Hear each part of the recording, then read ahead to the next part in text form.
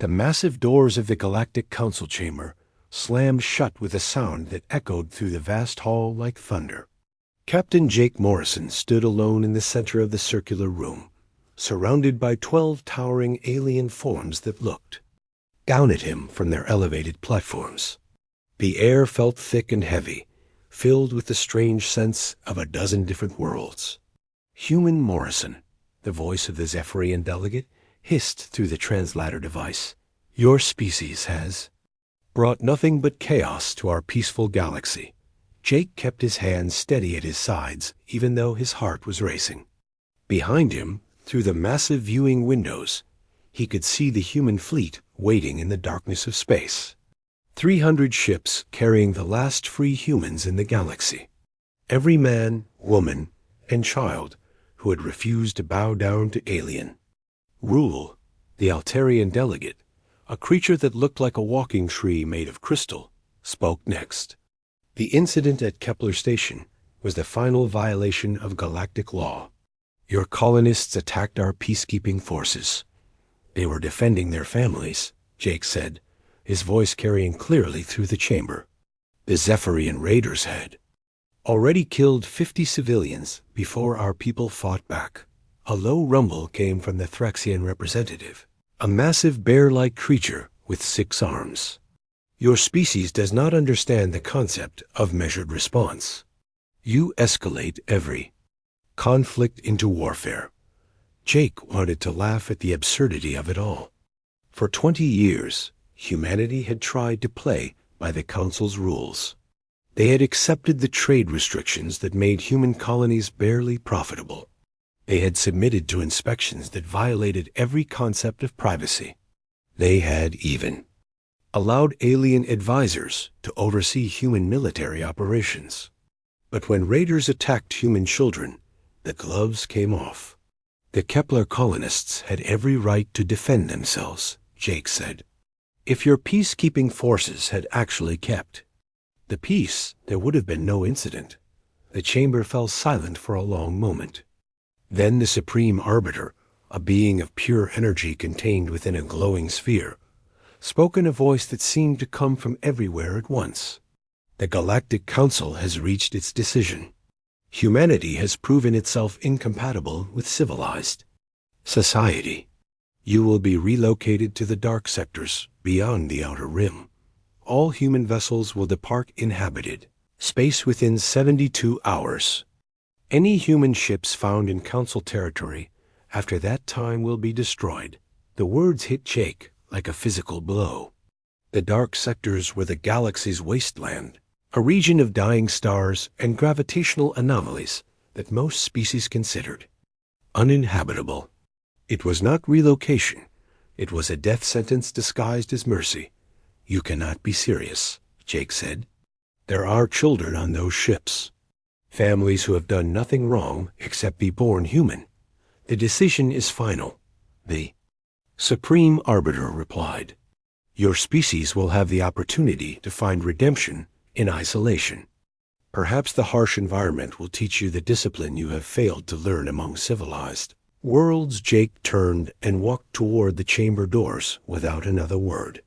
There was nothing left to say. The Council had made its choice, and now humanity would make theirs. 2 hours later, Jake stood on the bridge of the UHS Defiance, the flagship of the human fleet. Admiral Roy Blake was waiting for him, along with Dr. Lisa Webb, the fleet's chief science officer. Both of them could read the answer on his face before he spoke. Exile, Jake said simply. Beyond the Outer Rim, into the dark sectors, Roy Blake was a man who had fought in 3 wars and seen the worst that the galaxy could offer, but even he looked shaken by the news. How long do we have? 72 hours to clear Council space. Lisa Webb pulled up a holographic display of the galaxy. The inhabited regions glowed with the warm light of civilization, while the dark sectors appeared as a black void along the galactic edge. The gravitational readings from that region are off the charts. Neutron stars, black holes, spatial anomalies that we do not even have names for. They expect us to die out there, Roy said quietly. Nice and neat. No messy genocide, just natural selection taking its course. Jake looked out at the fleet through the bridge windows. Every ship was packed, with refugees from human colonies across the galaxy. Farmers and miners, scientists and soldiers, children who had never known any home except the cold metal corridors of space stations, all of them depending on decisions made in this room. What are our options? Jake asked. Lisa worked at her console for several minutes before answering. We could try to negotiate with one of the minor species. The Keplerians might take some refugees, or maybe the Centauri Collective. And split up the fleet? Roy shook his head. Break up families? Leave some behind while others find safety? That is not an option. Then we go into the dark sectors. Jake said, all of us together. That is suicide? Lisa protested. The radiation levels alone will kill anyone without heavy shielding, and our life support systems were not designed for the kind of environmental stress we will face out there. Roy Blake walked to the center of the bridge and activated the fleet communication system. His voice would now reach every human ship in the convoy. This is Admiral Blake speaking to all vessels. I am sure you have heard rumors about the Council's decision by now, so I will give you the truth. We have been ordered to leave inhabited space within 72 hours. They want to send us into the dark sectors, into the region most species consider uninhabitable. He paused, letting the weight of his words sink in across 300 ships. I will not lie to you. The journey ahead will be dangerous. We will face challenges that no human has ever faced before. Some of us may not survive, but I would rather die free among the stars than live as slaves under alien rule. Another pause. Jake could imagine families across the fleet holding each other close, making the same impossible choice. In 1 hour, we will begin our journey into the unknown. Any ship that wants to turn back and try to find sanctuary elsewhere is free to do so. I will think no less of any captain who chooses to protect their people in a different way. But for those who come with us, know this. We go, not as exiles, but as pioneers. We will show the galaxy what humans can accomplish when we have nothing left to lose except each other. The communication channel filled with responses from ship captains across the fleet. Jake listened as one after another confirmed their commitment to follow the Defiance into the dark sectors. Not a single vessel requested permission to leave. 6 hours later, the human fleet reached the boundary of Council space. Behind them lay the warm glow of inhabited worlds. Ahead stretched the cosmic wasteland of the dark sectors, a region of space so hostile that even the Council's long-range sensors could not penetrate its depths. Jake stood beside the navigation console as Commander Amy Foster began plotting their course. The first challenge was already visible on the sensors, a star system where the local sun was in the final stages of collapse. Most species would go around such a dangerous area, adding weeks to their journey. Take us straight through, Jake ordered. If we are going to survive out here, we need to learn to go where others cannot follow. Dr. Webb looked up from her science station with something that might have been excitement in her eyes. Captain, the readings from that dying star are unlike anything I have seen before. The gravitational collapse is creating some kind of quantum crystalline structures. Dangerous? Jake asked. Unknown, she replied, but potentially very valuable. Jake looked out at the swirling chaos of the dying star system ahead. Behind them, the Council expected humanity to quietly disappear into the cosmic wasteland. They had no idea what they had just unleashed. Take. Use in, he ordered. Let us see what the stars have to teach us. 25 years had passed since the Great Exile, and the human settlements scattered across the dark sectors looked nothing like the desperate refugee camps they had started as. Lieutenant Danny Cooper stood on the observation deck of mining. Station Alpha 7, watching automated harvesters pull precious metals from the asteroid field that orbited the neutron star below. The radiation that would have killed his parents' generation in minutes was just another work. Hazard for people like him who had grown up in this harsh environment. Danny had been born 3 months after the fleet entered the dark sectors. Delivered in the medical bay of a transport ship, while his mother helped design the first radiation shields that would keep the colony ships operational near dying stars. He had never seen the green worlds that the older generation sometimes talked about. In quiet moments, his universe was one of metal corridors and artificial atmosphere, of stars that burned too bright or too dim, of space that twisted and bent in ways that defied the physics textbooks from the old worlds. Cooper, report to Engineering Bay 3. The station intercom crackled to life with the voice of Chief Engineer Samantha Ross. "We have visitors from the research division." Danny made his way through the station corridors, passing viewports that showed the swirling dance of matter being pulled into the neutron star's gravitational field. Most galactic species would have seen this as a vision of hell, but to Danny it was just home. The electromagnetic storms that regularly swept through the system had taught him to think quickly and adapt to changing conditions. The gravitational stress that constantly pulled at the station had made him strong in ways that people from normal worlds could never understand. Engineering Bay 3 was crowded when Danny arrived. Samantha Ross stood beside a holographic display showing the schematics for a new type of starship, while Dr. Kevin Park from the Quantum Research Laboratory explained something to the assembled engineers. Danny recognized several other faces. In the crowd, people like him who represented the new generation of humans, the first to be born and raised in the dark sectors.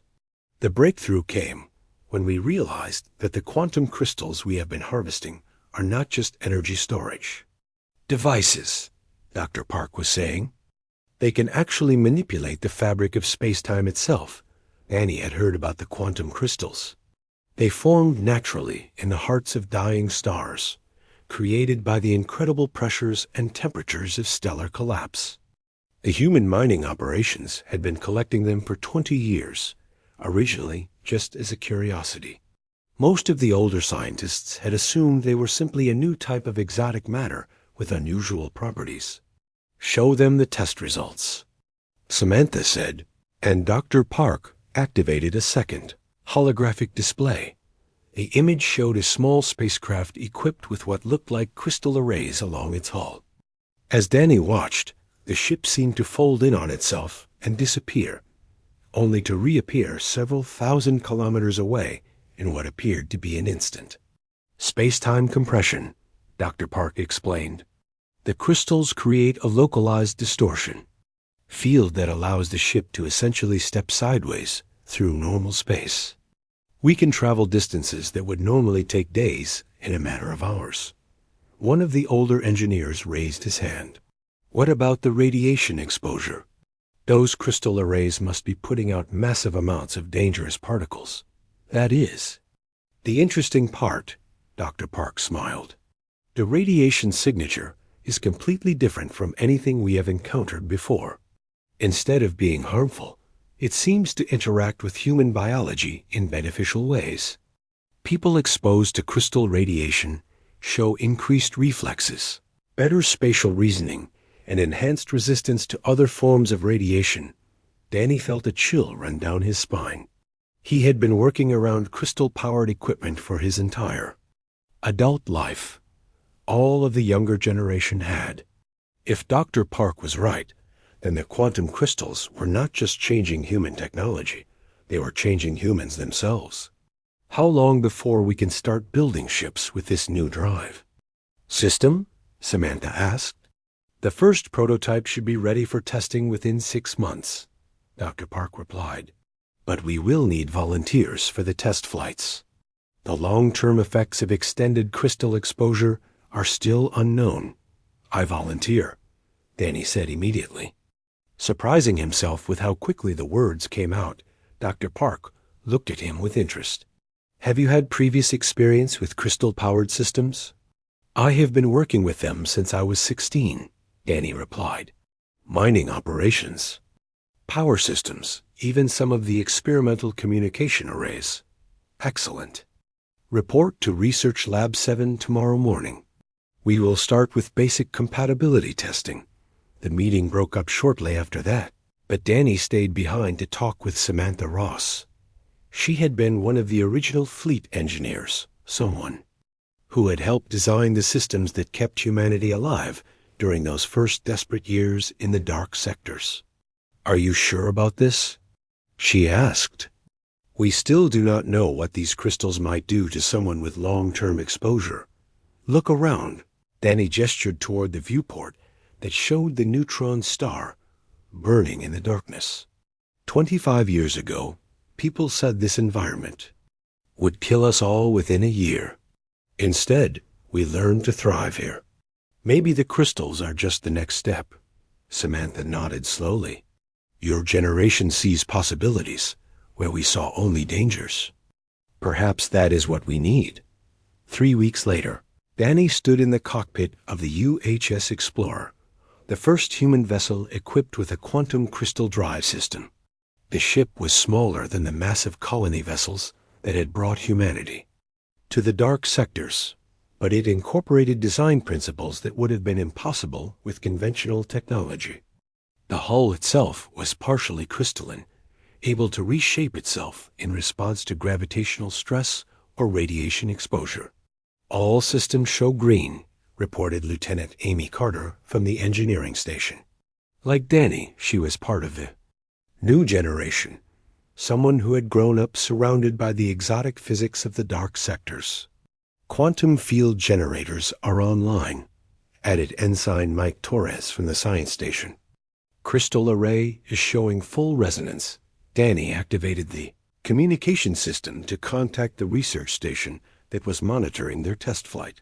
Control, this is Explorer. All systems nominal and ready for first jump. Explorer, you are. Cleared for short-range test, came the reply from Dr. Park. Jump coordinates are uploaded to your navigation system. Distance of 50,000 kilometers. Estimated travel time with conventional drives would be 6 hours. Danny looked at his crew. They were all volunteers, all people who had chosen to risk their lives to test technology that could revolutionize human civilization. Are we ready? Ready? Amy replied. Ready. Mike confirmed. Danny activated the quantum drive system. The crystals throughout the ship began to glow with an inner light that seemed to pulse in rhythm with his heartbeat. The space around the Explorer began to bend and twist, and suddenly the stars outside the viewports were in completely different positions. Jump complete, Mike reported, his voice filled with excitement. Travel time was 17 seconds. Danny checked the navigation display and felt his breath catch in his throat. They had not just traveled 50,000 kilometers.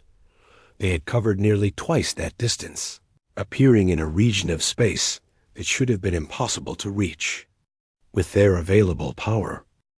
Control, this is Explorer. We have a problem. What is your status, Explorer? We overshot the target coordinates by approximately 40,000 kilometers. The drive system performed beyond all predictions. There was a long pause before Dr. Park responded. Explorer, can you return to the test coordinates? Danny looked at his crew and saw the same mixture of fear and excitement in their eyes that he felt in his chest. Attempting return jump now. This time he tried to use less power, but the result was the same. The ship moved through space as if the laws of physics were merely suggestions. When they finally returned to the research station, Danny realized that everything had changed. Humanity had not just found a new way to travel through space.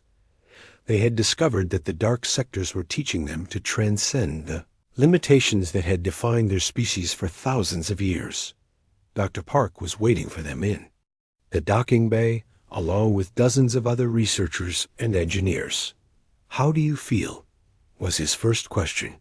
Danny considered the question carefully.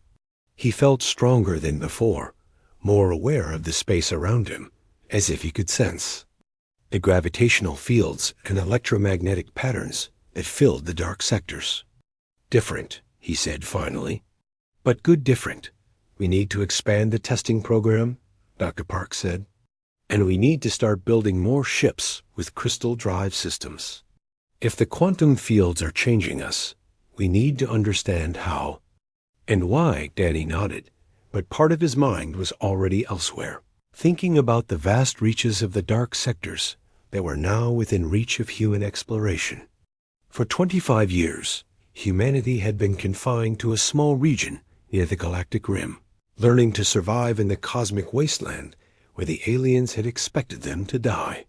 Now they had the tools to explore the deepest mysteries of their new home.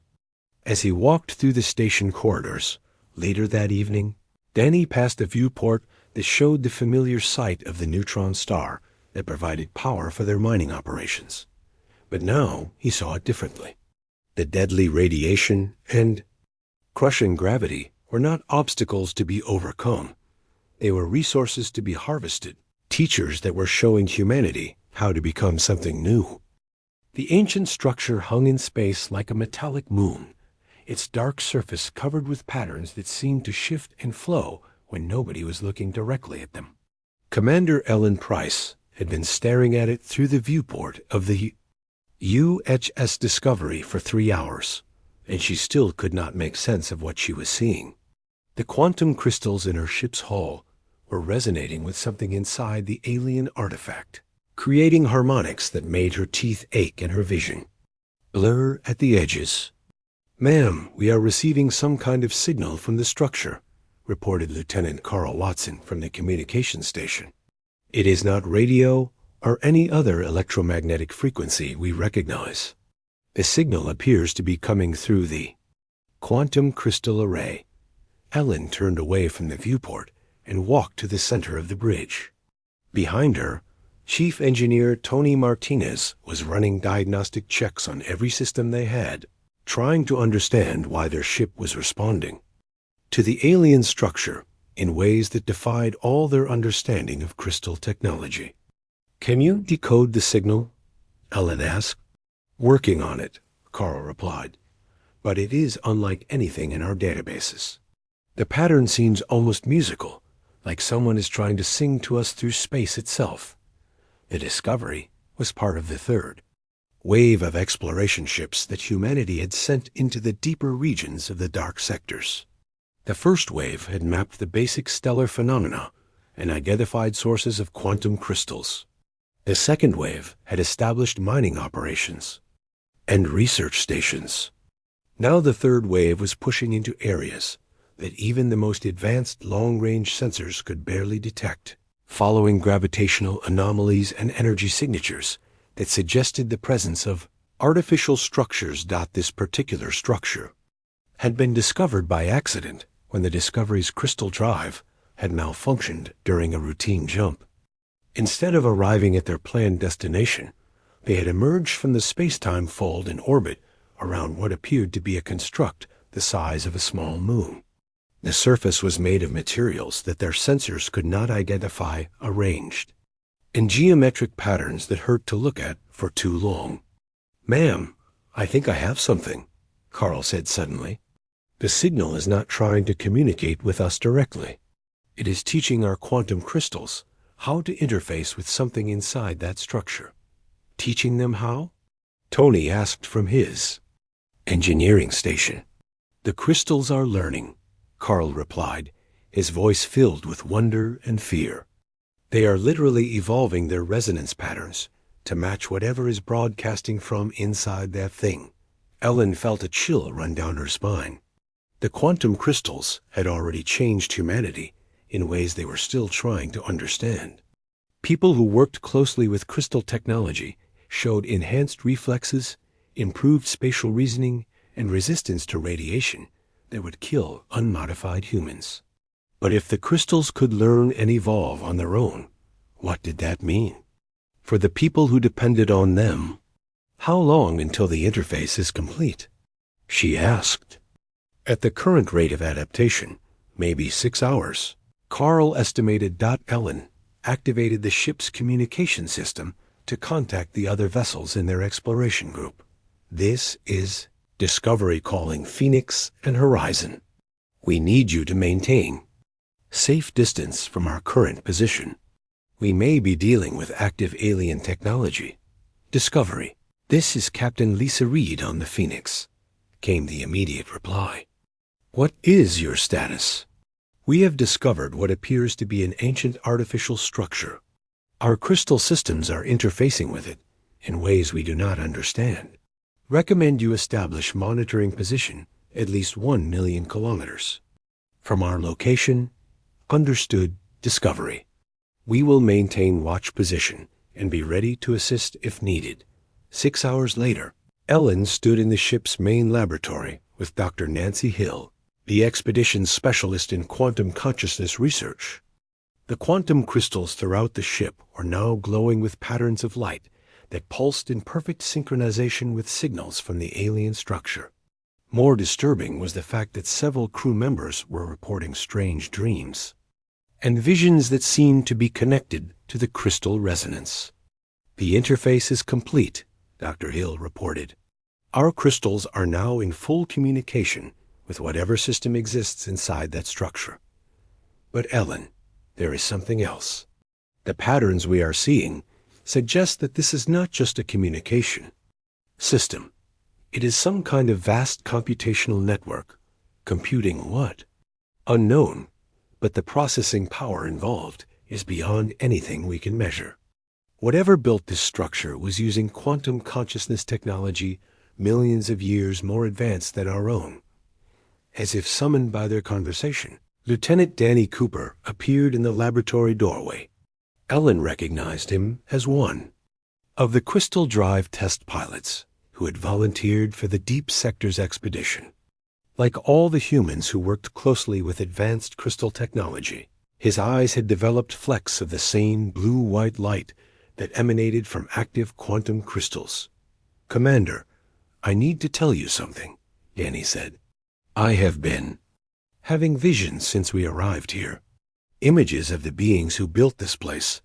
Dr. Hill immediately activated her recording equipment. Describe what you have seen. They looked something like us, but taller and thinner. They called themselves the Builders, and they came from a world that was destroyed by their own star-going supernova.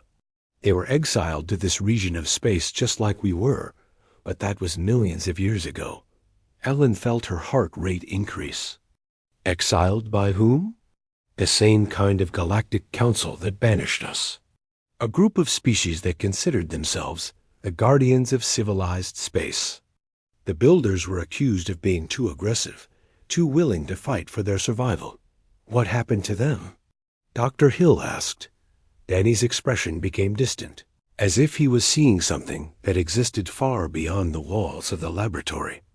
They learned to survive here, just like we did. They discovered the quantum crystals and learned to use them in ways that we are only beginning to understand. But eventually, they evolved beyond the need for physical bodies. They became one with the quantum field itself, existing as pure consciousness within the crystal network they built throughout the dark sectors. Are they still alive? Ellen asked. In a way.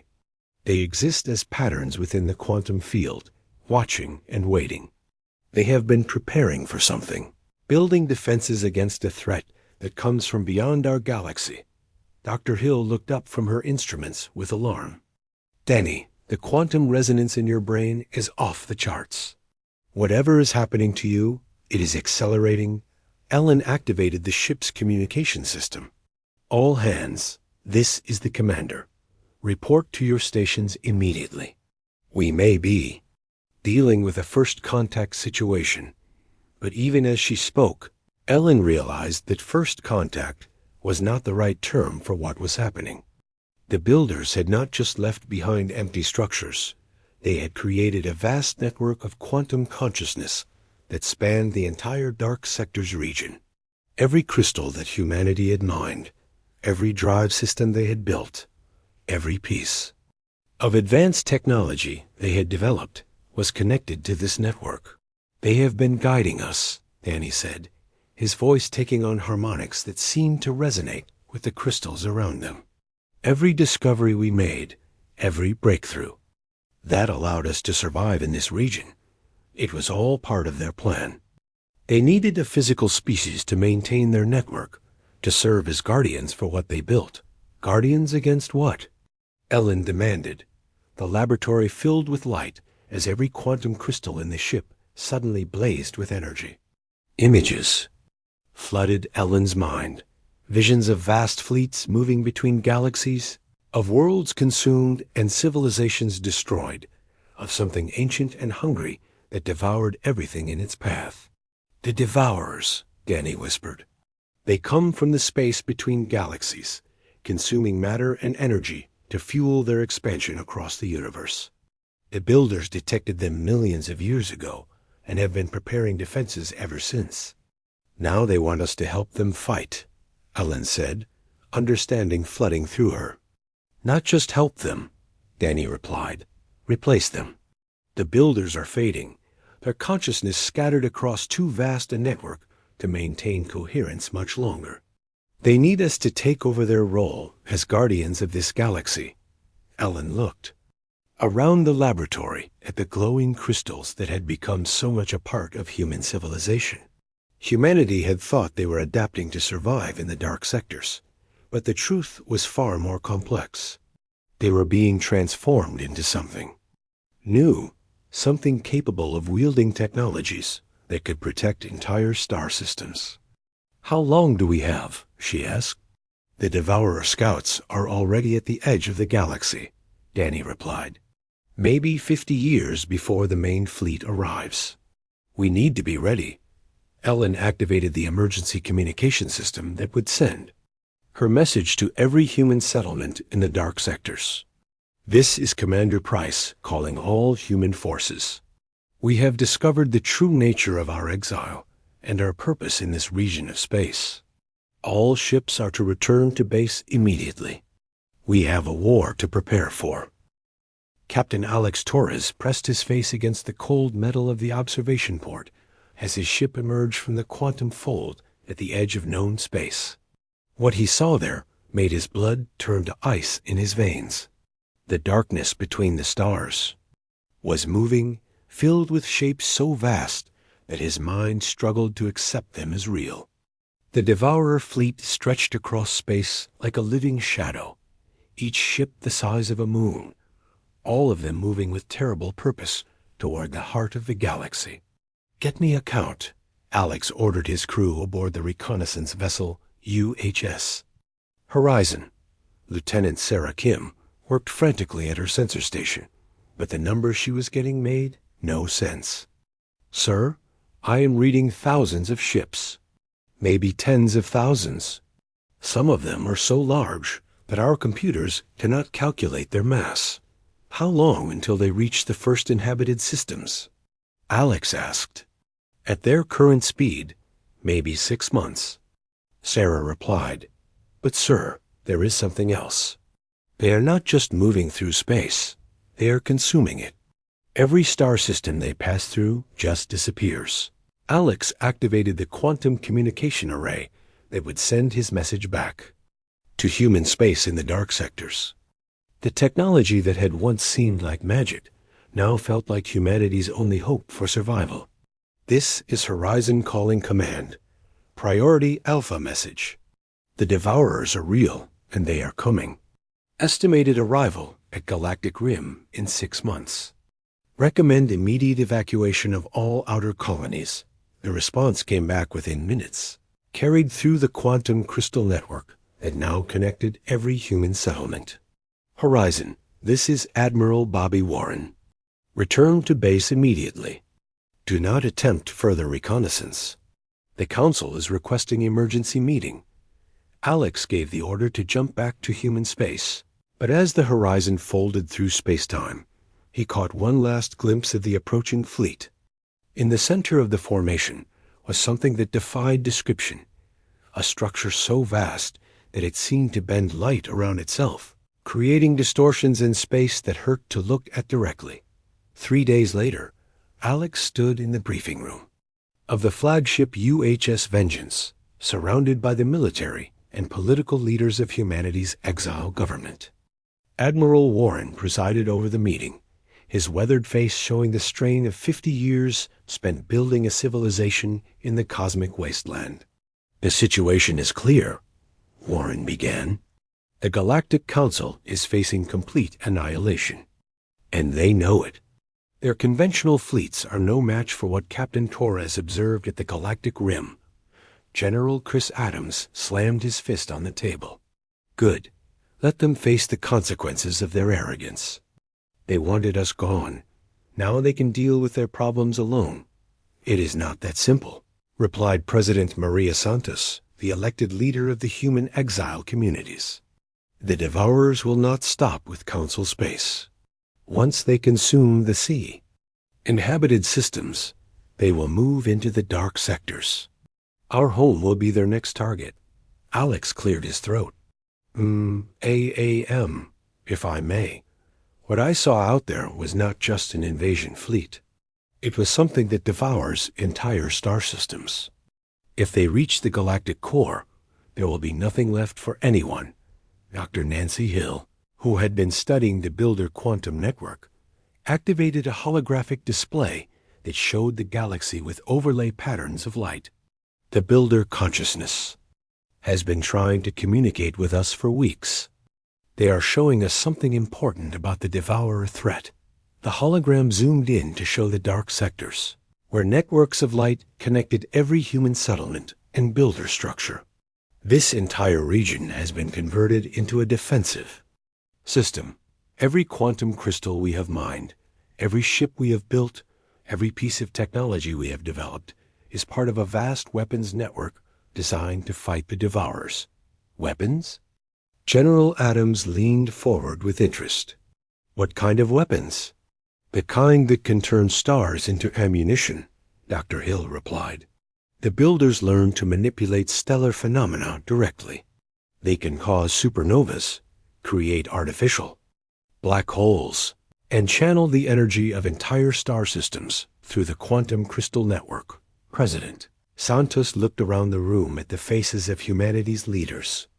"The Council has sent multiple diplomatic messages requesting our assistance. They are offering full citizenship, territory in civilized space, and complete autonomy for human colonies. After 50 years of exile, now they want our help, General." Adams said bitterly. Admiral Warren stood up and walked to the holographic display. "The question is not what the Council deserves. The question is what humanity chooses to become. Do we let the galaxy burn because of old grudges? Or do we become the guardians that the Builders intended us to be?" Alex found himself speaking before he fully realized what he was saying. "Sir, I have seen what the Devourers can do. If we do nothing, everyone dies. Every human, every alien, every living thing in this galaxy will be consumed. And if we fight?"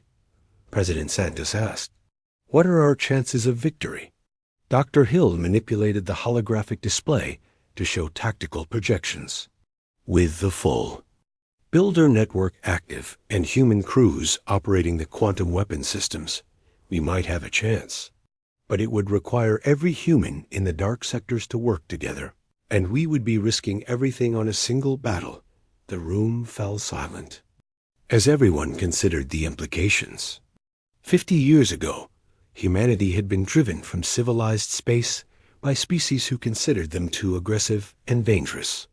Now those same species were begging for help against a threat that none of them could face alone. "I want to speak to the Council directly," President Santos said finally. "If we are going to do this, it will be as equals, not as grateful refugees begging for acceptance." 2 weeks later, the first human fleet to enter Council space in 50 years materialized at the edge of the Centauri system. Fleet Admiral Carl Stone commanded the formation from the bridge of the UHS Vengeance, a ship that incorporated 50 years of quantum crystal technology and builder engineering principles. The vessel looked nothing like the crude colony ships that had carried humanity into exile. It was a work of art and destruction combined. Its crystalline hull able to channel the energy of nearby stars. The Council fleet that met them was a pitiful sight. Ships that had once seemed mighty and advanced now looked fragile and outdated compared to the human vessels that emerged from the quantum folds. The aliens who had once looked down on humanity with contempt now stared in wonder and fear at what the exiles had become. Council fleet, this is Admiral Stone. Carl broadcast on all frequencies. We have come to offer assistance against the Devourer threat, but we come as equals, not as supplicants. The reply came from the Altarian flagship, transmitted in the universal language that the Council used for formal communications. Admiral Stone, this is Supreme Commander Vex High. We welcome your return and gratefully accept your offer of alliance. Carl smiled grimly as he looked out at the Council ships. Commander, we are not returning. We are here to save you. There is a difference. The Joint Human Council War Conference lasted 3 days, held aboard a neutral space station in the Vega system. Alex Torres found himself assigned as a technical advisor, explaining human quantum weapons, technology to alien engineers who struggled to understand concepts that human children now learned in school. Your ships can manipulate gravitational fields directly? Asked a Zephyrian scientist, the same species whose raiders had triggered the original conflict 50 years ago. Basic stellar engineering, Alex replied. We can destabilize gas giants, redirect asteroid fields, and channel pulsar emissions through our weapon arrays. The aliens' translator struggled with the technical terms before finally producing a rough approximation. You have learned to use stars as weapons. We learned to survive in a place where stars are the only weapons that matter. Alex corrected. Now we will teach the Devourers what that means. On the final day of the conference, long-range sensors detected the first Devourer scout ships entering the outer systems of Council space.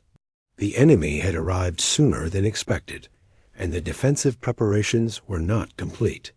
Admiral Stone gave the order that would change the course of galactic history. All human vessels, this is Admiral Stone. Execute Protocol Guardian. Show them what humans learned in the dark sectors. Across dozens of star systems, human ships began their work of preparation. They moved through space like dancers, their quantum drives allowing them to appear and disappear at will. Some vessels dove directly into stellar coronas to position crystal arrays that would turn entire stars into weapons. Others worked to establish gravitational anchor points that would trap Devourer ships in areas where human weapons could destroy them. The aliens who had once banished humanity to the cosmic wasteland now watched in awe as their former exiles, prepared to defend a galaxy that had never truly accepted them. But for humanity, it was not about acceptance or gratitude. It was about survival and about proving that sometimes the greatest strength comes from learning to thrive in the places where others expect you to die. The battle began at the edge of the Rigel system when the first wave of Devourer ships encountered the human defensive line. Commander Steve Hughes watched from the bridge of his attack vessel, UHS Thunder, as the enemy formation approached like a wall of living darkness.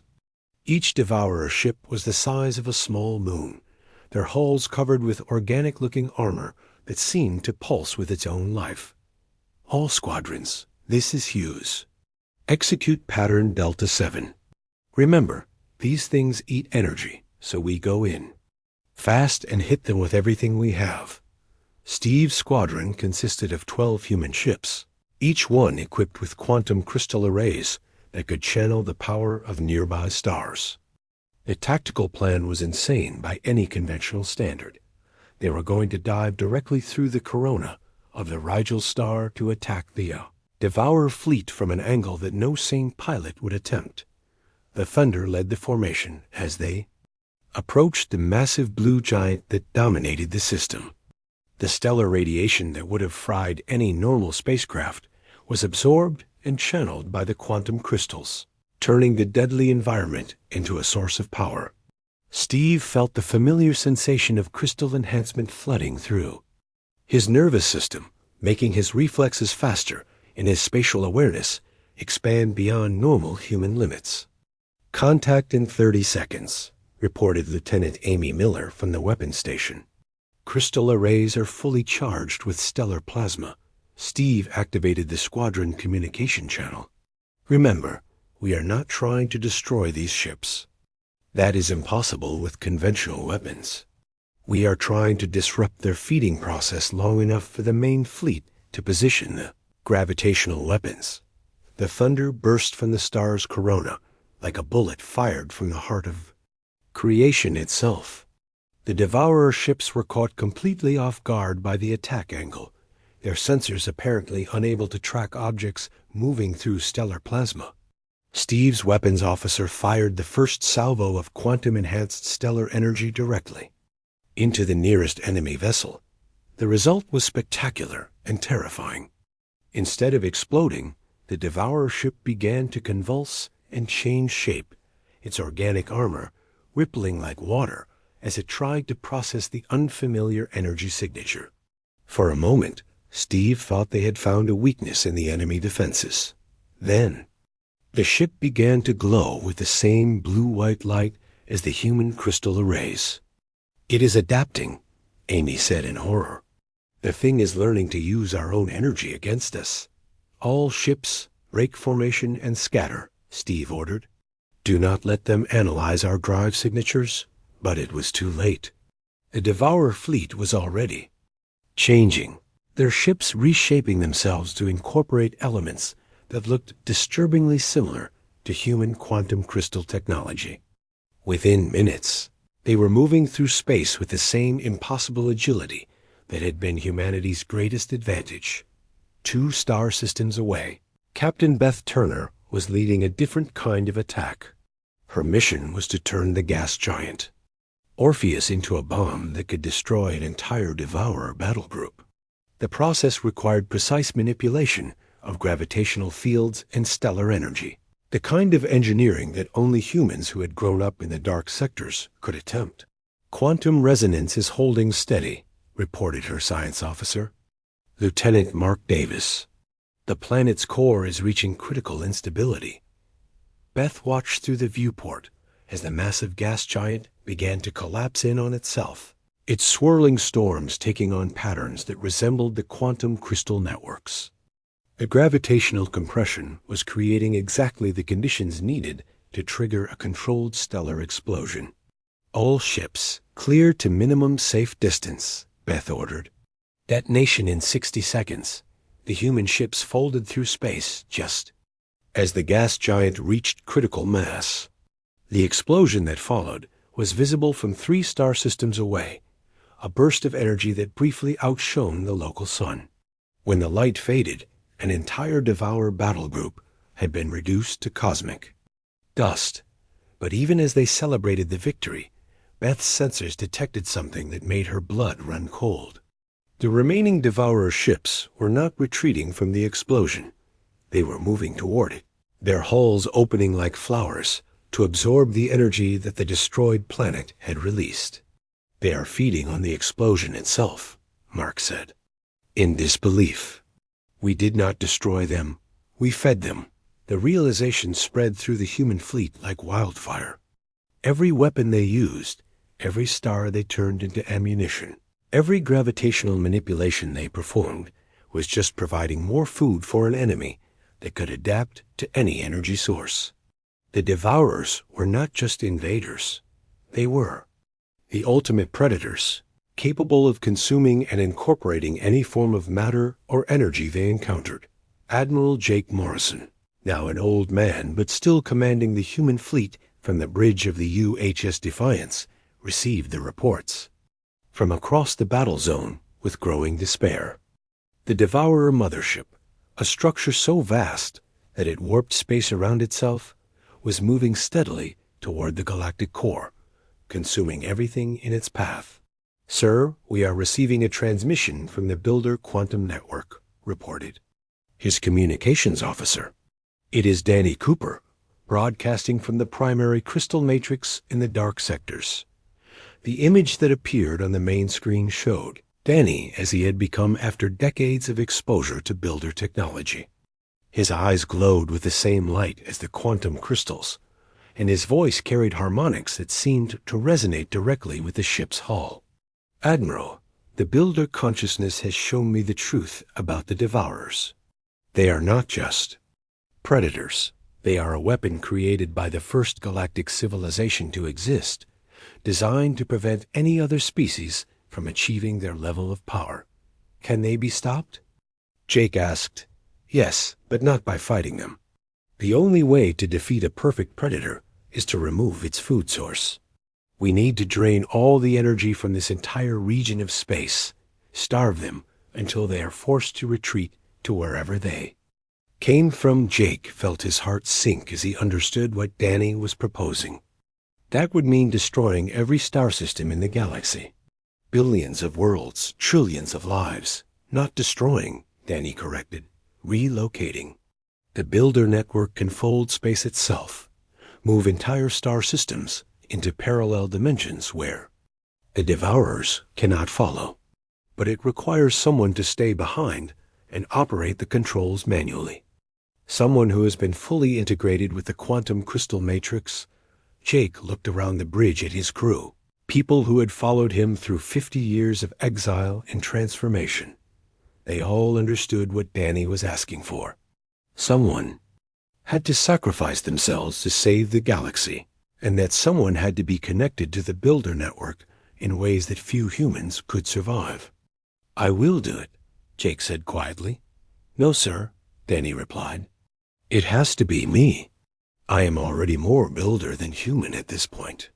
My consciousness can merge with their network completely, become part of the defense system they created millions of years ago.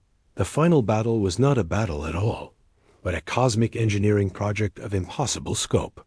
Human ships spread throughout the galaxy, using builder technology to create fold points that would allow entire star systems to be moved to safety. The work took days, with crews pushing their quantum drives beyond all safe limits to position the gravitational anchors needed for such massive spatial manipulation. Jake Morrison stood on the bridge of the Defiance as the last phase of the operation began. Around him, stars began to disappear from the night sky as they were folded into parallel space. The Devourer fleet found itself in an increasingly empty universe, their food sources vanishing faster than they could consume them. The enemy, Mothership, starved of the energy it needed to maintain coherence, began to break apart. Its massive bulk collapsed in on itself, creating a gravitational singularity that pulled the remaining Devourer ships into oblivion. Within hours, the invasion fleet that had threatened to consume the entire galaxy was gone, sucked into a dimensional rift that sealed itself behind them. When it was over, Jake found himself alone in the command center of a builder facility deep in the dark sectors. The quantum crystals around him pulsed with patterns of light that he now recognized as Danny's consciousness, merged permanently with the ancient defense network. "Is it finished?" Jake asked. "For now," came Danny's reply, his voice echoing from crystals throughout the facility. "The star systems are safe in their new dimensions, and the Devourers have been banished back to the space between galaxies. But they will return eventually, and when they do, humanity will be ready." Jake walked to the observation port and looked out at the dark sectors, now truly dark with most of the stars relocated to safer dimensions. But in the distance, he could see the lights of human settlements, still thriving in the cosmic wasteland where aliens had once expected them to die. "What happens now?" he asked. "Now we rebuild," Danny replied. "The Galactic Council has offered humanity full membership and territory in the restored civilized systems. But I think we both know what the answer will be." Jake smiled as he thought about President Tommy Lewis, who had indeed politely declined the Council's offer. Humanity had found their true home among the stars themselves, and they had no interest. in returning to the small worlds and smaller thinking of conventional galactic civilization. The children are already asking when they can start exploring the new dimensions, Jake said. This generation sees the folded star systems as just another frontier to map and settle. As it should be, Danny replied. We were exiled to teach U.S. independence, but we learned something more important. We learned that home is not a place. It is what you build when you refuse to give up. In the years that followed, human settlements spread throughout the dimensional folds, establishing colonies and star systems that existed in parallel space. The quantum crystal network allowed instantaneous communication and travel between dimensions, creating a civilization that spanned multiple realities. The Galactic Council, grateful for their salvation, established trade agreements and diplomatic relations with humanity's dimensional empire. But they never again made the mistake of underestimating the species they had once tried to exile. And in the deepest reaches of the dark sectors, Danny Cooper's consciousness continued its eternal watch, ready to fold space itself if the Devourers ever returned. The stars had taught humanity to transcend their limitations, and now the stars themselves had become humanity's allies in defending the galaxy they had learned to call home.